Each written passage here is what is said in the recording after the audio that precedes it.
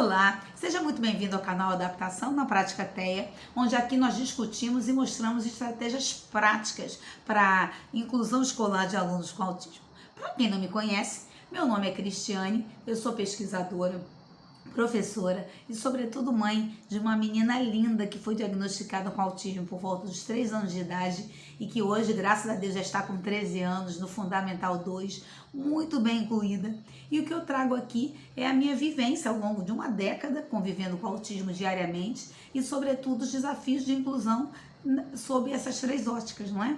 E o tema de hoje é a mediação do TEA leve. Mais fácil ou mais difícil?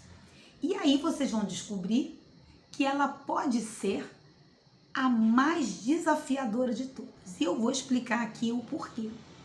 Primeira coisa, esse TEA leve, não é? Antes de tudo, a gente tem o TEA mais grave, o TEA médio e o TEA leve. É um espectro, não é? E como um espectro, são diversas cores dentro desse espectro. Então, o TEA leve que está com a mediação, ele é aquele TEA que foi diagnosticado, né? Porque afinal de contas, se ele tem a mediação, é porque ele foi laudado, não é?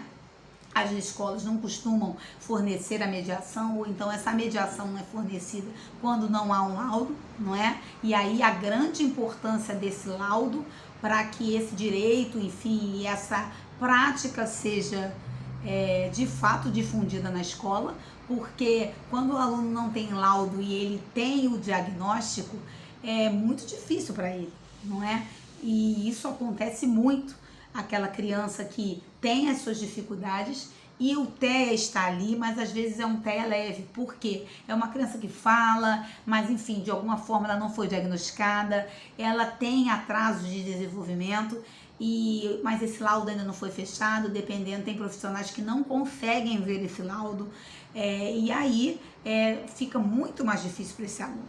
Mas no nosso caso aqui, estamos falando do aluno que tem sim um mediador e é considerado um TEA leve, não é? E quais são os desafios desse mediador? Primeira coisa, você precisa, primeiro, entender essa história, como esse autismo se desenvolveu, não é? Desde o diagnóstico. E normalmente esse TEA leve, às vezes ele já veio leve, não é? Lá desde o seu início, porque houve um diagnóstico precoce, uma intervenção assertiva e esse aluno está caminhando a passos largos, evoluindo a passos largos, mas ainda tem características que justifiquem essa mediação, não é? E aí, o que eu preciso fazer como um mediador de TEA leve? Como eu posso ajudar esse aluno para eu ajudar mais do que atrapalhar? E é isso que você vai descobrir aqui comigo. Primeira coisa, você precisa mapear bem o que este aluno precisa. Então, esse aluno precisa ser visto como um aluno, além do laudo, qualquer aluno, né? E esse aluno do TEA leve, principalmente, porque ele vai ter desafios como outro qualquer, e só que a doença de base está ali. Então, algumas considerações devem ser feitas, não é? E aí, quando 3 coisas fundamentais para ajudar nessa avaliação o treino, descobrir o nível de leitura que essa criança está, descobrir o nível de escrita que essa criança está e descobrir o nível de conhecimentos matemáticos que essa criança está. E aí eu estou falando, a princípio, de uma criança que está no 3º, 4º, 5º ano, que é quando as adaptações começam de fato a precisar aparecer mais de forma mais contundente ou não, dependendo desse nível de evolução nesses três requisitos, não é isso? Então, voltando, leitura, escrita e habilidades matemáticas. E aí, Cristiane, como é que eu faço esse treino de leitura, esse treino de escrita? Não é? As escolas normalmente têm escalas diagnósticas, as escalas diagnósticas que ela utiliza, que são baseadas sim nos códigos da BNCC e que qualquer professor sabe. O professor com prática, quando ele coloca o aluno para ler, ele percebe o nível de leitura e escrita que essa criança está. Quando um aluno, um professor de Fundamental 1 que dê a disciplina matemática, vai colocar o aluno para fazer uma conta, ele também sabe se esse aluno está, o nível de interpretação, enfim, de como está a aprendizagem desse algoritmo das 4 operações. Então, esses 3, então o aluno tem TEA, é uma avaliação diagnóstica diferente? Não. Primeira coisa, não é que é algo que muitas pessoas têm dúvida, acham que essa avaliação, enfim, tem que ser adaptada dependendo do caso, mas a avaliação de como este aluno está, ela pode ser feita sim utilizando os métodos que são utilizados para os alunos neurotípicos. Então, faça aí, utilize essa avaliação que você já usa na escola, na sua escola, seja você mediador, seja você professor, seja você psicopedagogo, e para que você consiga entender que nível escolar realmente esse aluno está. Isso vai ser fundamental para qualquer aluno, mas principalmente no TEA Leve, porque talvez esse TEA Leve não precise de uma adaptação mais grosseira. Se você sabe o nível, por exemplo, de leitura, escrita e interpretação que esse aluno está, dali você consegue às vezes fazer adaptações mais sutis e esse aluno vai engajar nas atividades com muita tranquilidade, porque você sabe o nível que ele está. Então, primeira regra do vídeo de hoje é fazer essa avaliação, para que você consiga mapear bem o que em termos pedagógicos este aluno precisa.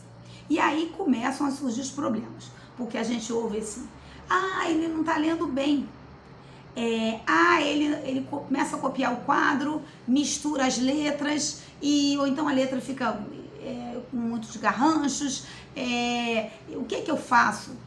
Primeira coisa, se a leitura não está no nível da turma, você reduz os enunciados, você reduza na hora de fazer os mapas mentais, na hora de fazer os resumos, para o nível que o aluno possa entender, porque essa é a função do material adaptado. Então, se, por exemplo, o aluno não está lendo como uma criança de 4º ano, por exemplo, está lendo, grife esse material didático, grife esses resumos que você vai fazer para subsidiar o turno e o contraturno escolar. Na hora de estudar com o aluno em casa, você familiar, leve em consideração o tamanho de texto que essa criança, que esse aluno consegue dar conta. E aí você vai facilitar muito essa prática de ensino, quando você sabe o nível de leitura que o aluno consegue entender. Segunda coisa é o nível de escrita, não é? Que eu vejo muitas pessoas falarem, ele tinha uma letra linda, quando escrevia, por exemplo, na forma. Mas agora tá passando para cursiva, já está todo mundo escrevendo na cursiva, e ele ainda não escreve bem, né? E aí, o que eu faço? Deixo ele na forma eternamente? Faço o quê? Há vários trabalhos que, claro que o aluno pode escrever na forma a vida inteira, só que os benefícios de uma letra cursiva são imensos, não é? São vários trabalhos mostrando isso, e a gente tem que tentar mostrá-la e ensiná-la, não é? E é um aluno que perfeitamente, se bem com uma boa intervenção, com um bom acompanhamento, ele consegue fazer a letra cursiva. O problema é que você não pode limitar este aluno, não é? E olhá-lo de forma gradativa, olhar de forma que ele tem sim um atraso global. A doença de Base está ali e talvez você tenha que respeitar este tempo e não é esperando sozinho que esse tempo venha. Você precisa mediar para que esse tempo ele seja diminuído, não é? E aí, talvez sim, capricha na letra, faça com cuidado, talvez na hora da cópia que ele comece a fazer a cópia e talvez esse término da cópia seja feito no outro horário, ou então se for um mediador de um aluno só ou de vários alunos, quando muitas escolas fazem isso, é uma prática boa, eu vou falar sobre isso aqui hoje. Você pode, por exemplo, terminar esse texto para ele num contraturno não ficar sobrecarregado, não é? E nem se sentir inferior. Então, são estratégias simples, não é? Que você consegue permitir que o aluno não se descompense porque ele não acabou, ou então queira fazer correndo e faça uma letra feia. E você pode sim fazer essa intervenção para que até que ele consiga executar essa atividade com muita tranquilidade. Vejo relatos assim: ele começou na letra cursiva e acabou na de forma. Não acabou a cópia? Dê parabéns a ele. E talvez o tranquilize de que ele vai conseguir a fluência, assim como no idioma, também no treino de escrita, ok? Outra coisa é a questão da tabuada, não é? Que é a base matemática maior. Então, eu já falei para vocês que vocês têm que fazer essa leitura, o treino matemático, fazer a contagem até 20 e essa ida e volta para que as 4 operações consigam ser feitas. Então não pode haver dúvida a criança pular do 20 para o 18, ou ela precisa saber que depois do 17 vem o 18 e que antes do 18 vem o 17 ou 16, nesta ordem, não é? Então precisa que essa habilidade esteja sim adquirida para que ela consiga começar a fazer os algoritmos das 4 operações, não é? E aí você sabe, e aí é a segunda grande queixa, não é?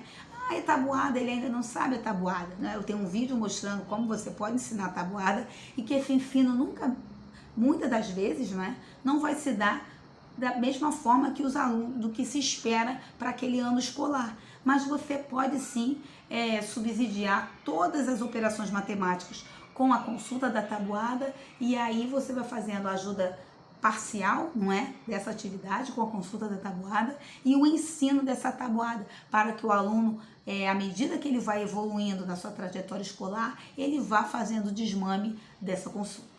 Ok? Então, após mapear bem o que esse aluno precisa, em termos pedagógicos, você precisa mapear, considerar, por exemplo, as comorbidades, não é?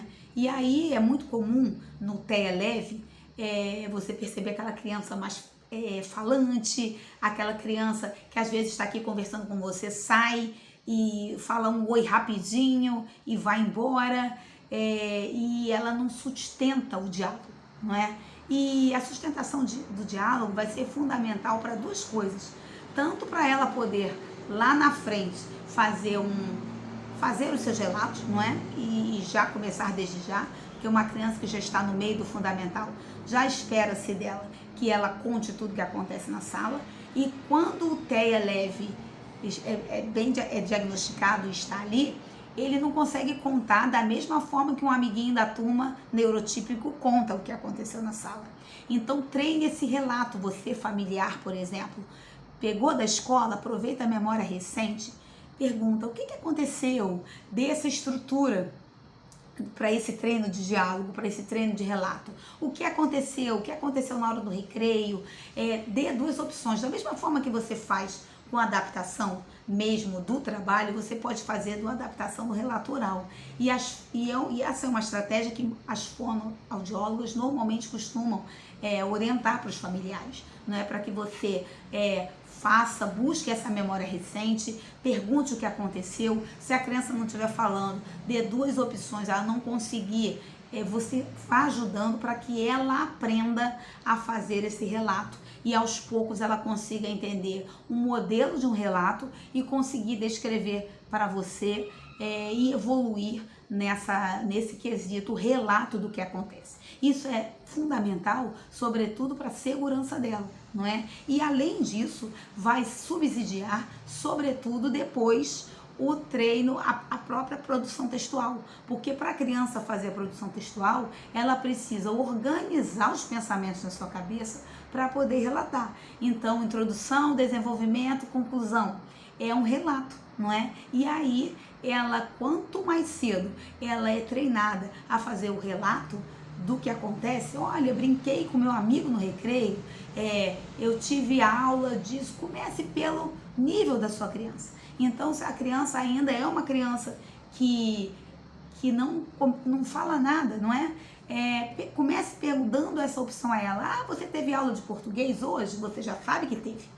Sim ou não? Ah, tive aula de português. Você vai mediando esse relato, né? Se você tem uma fono, tem um acompanhamento de uma fonoaudiológica, de uma fono, você vai provavelmente receber essa orientação. E se você não recebe, peça a ela para te orientar nesse sentido, porque vai catalisar muito o trabalho que ela faz no consultório e ajudar sobremaneira o seu aluno, o seu paciente, o seu filho, ok?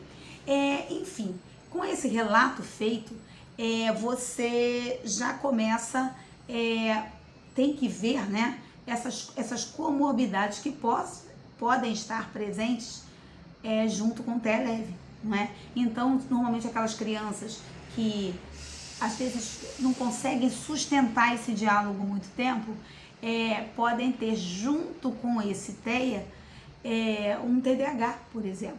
E aí aquela criança que não para muito tempo, que não concentra muito tempo, o professor normalmente já percebe quem tem uma pontinha no TDAH ou que tem o TDAH estritamente ou TDAH associado, né? E aí o professor pode sinalizar, converse com o professor, converse com a escola, não é? Eu acho o professor fundamental nessa observação, porque ele vê pares ajustados à idade, juntamente com a sua experiência de professor, e tudo que o professor percebe em sala é uma informação valiosíssima, não é? Por isso que eu sempre defendo essa parceria de informações entre escola, família e terapia. Às vezes algo que aconteceu na escola vai interferir no contraturno escolar e vai interferir na terapia. Algo que acontece na terapia vai interferir nos outros dois ambientes. Enfim, esses três ambientes, eles se interrelacionam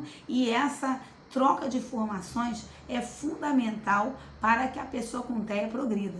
Então, observar essas informações será fundamental para você, por exemplo, ir no médico e, caso seja diagnosticado um TDAH, utilizar uma medicação, talvez, que vai ajudar no TDAH. Fisiologicamente, o TDAH tem alterações que o fazem se beneficiar de algumas medicações, e aí converse com o médico, junto com os relatos observados na escola e na terapia, e quanto antes, se for o caso de uma medicação, o que utiliza muito, por exemplo, a Ritalina, ela for administrada, muitas das vezes esse TEA leve se beneficia muito, não é? Não olhar apenas para o TEA leve, mas olhar também para as suas comorbidades. E isso, quando elas são tratadas e percebidas, mais chances ainda desse aluno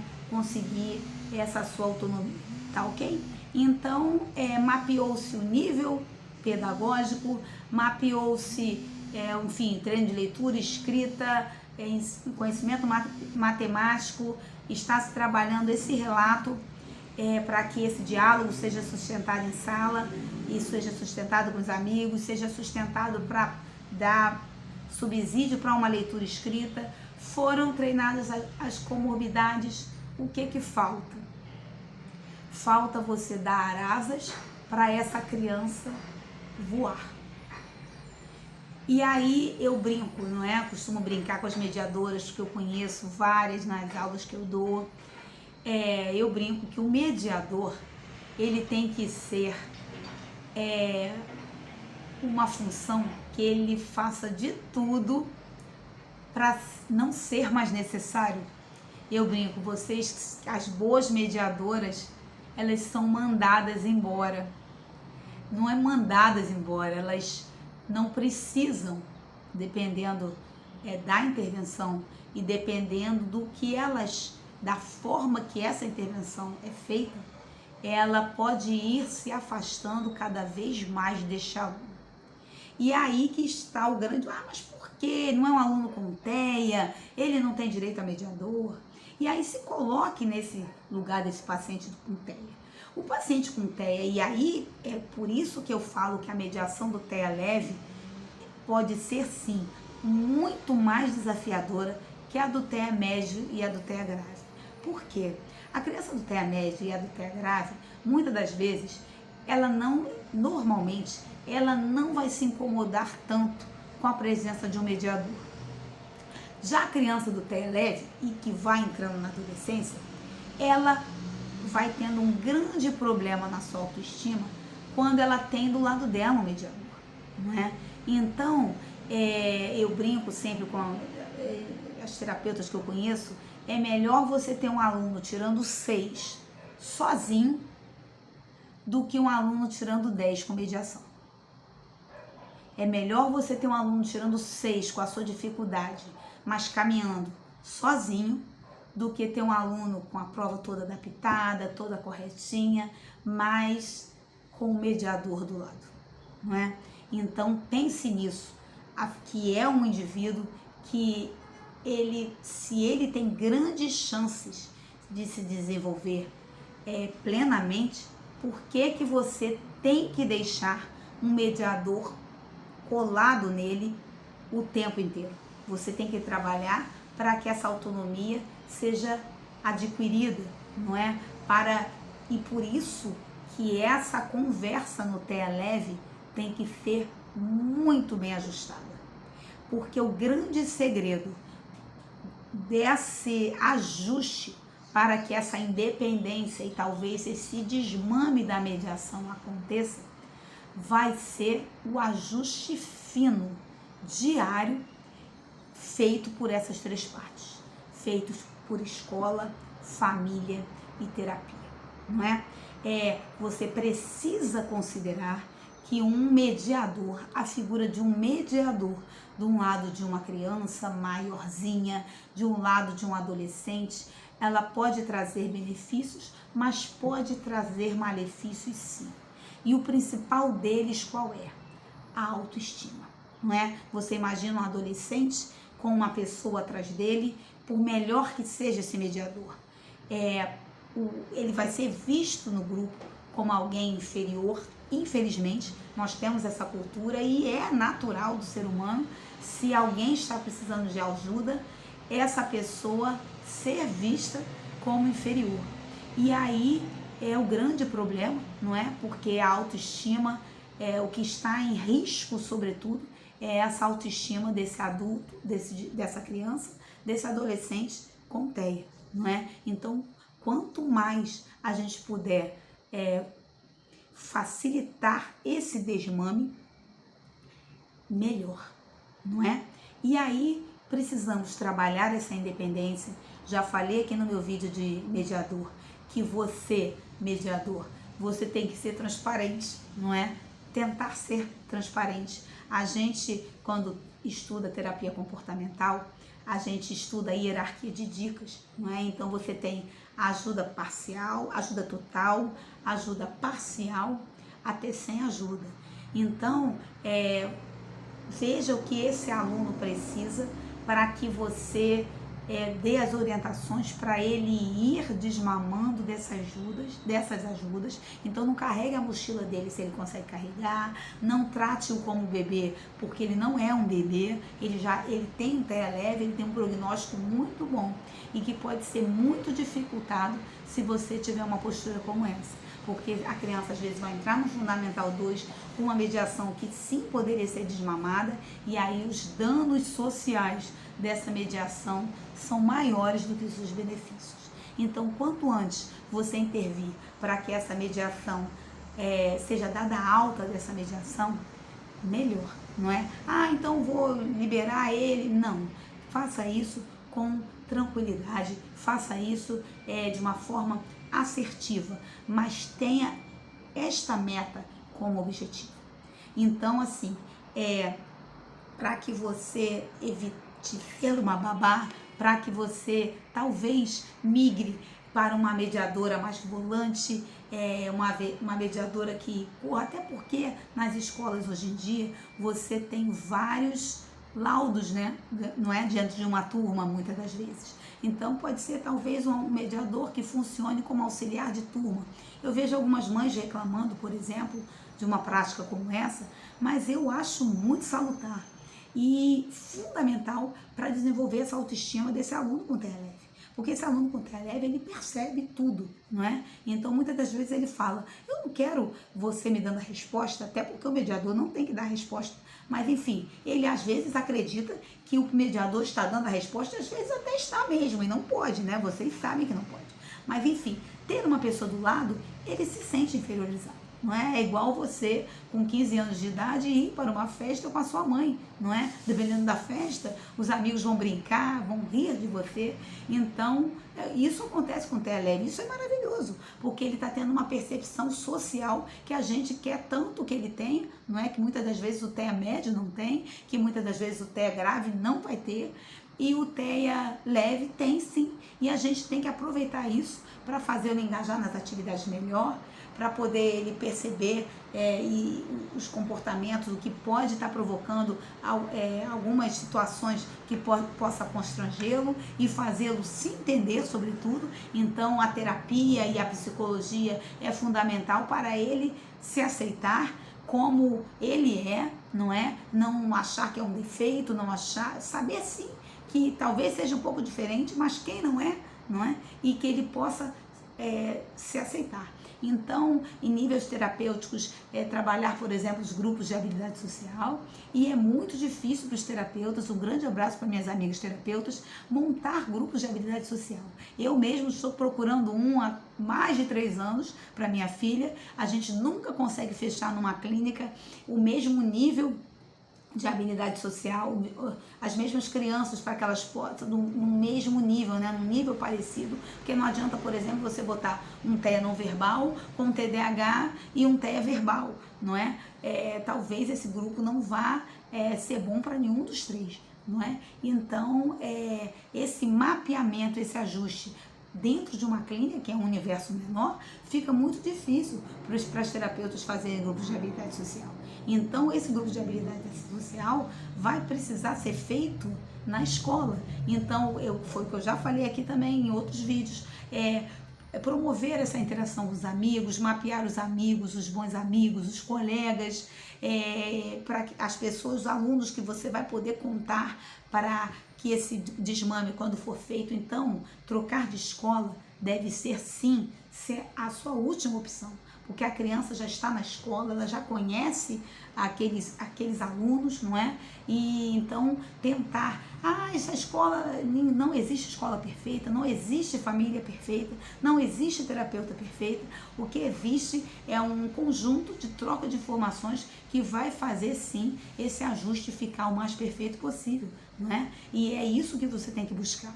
Então, se a escola, eu não gosto dessa escola, você vai trocar de escola, você vai trocar de problema, porque você ainda vai ter que começar um vínculo do zero. E eu vejo muitas das mães, muitas famílias, não é? Querendo, eu vou trocar de escola, eu vou, enfim, evite fazer isso, não é? Tente com o que você tem, melhorar, otimizar o que você tem. Você vai estar anos à frente de quem tem sempre que recomeçar, ok? Então, almeje, mediador, ser mandado embora. Almeje, mediador, essa autonomia, não é? Seja assertivo. Eu percebo que o meu aluno, meu aprendiz, ele fica nervoso quando começa a copiar o quadro, começa a trabalhar, antecipe-se, não é? Fale, olha, fique calmo, você vai fazer, você é capaz. Talvez, ele não gosta do barulho da aula de flauta que tem na sala do lado. Fale com ele para que ele vá se dessensibilizando disso que causa estranheza e que pode fazê-lo, sobretudo, sofrer, não é? Então, antecipe-se sempre.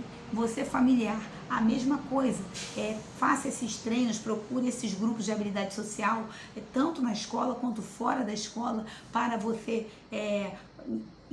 ensinar o seu filho a ter essas relações, fazer essas relações, Tente sim achar um grupo de habilidade social. Quem achar, coloca aí, inclusive nos comentários do vídeo.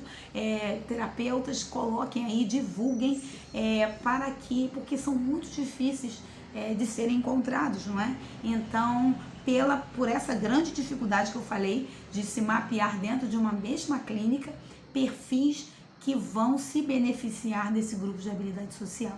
E é algo que vai ser fundamental para a autonomia desse aluno, desse aprendiz ou do seu filho, do seu familiar com autismo, ok? Então, TEA leve não é TEA mais fácil. TEA leve, muitas das vezes, vai ser muito mais desafiador do que um TEA médio e do que um TEA grave. Pense nisso. Até o próximo vídeo. Grande abraço.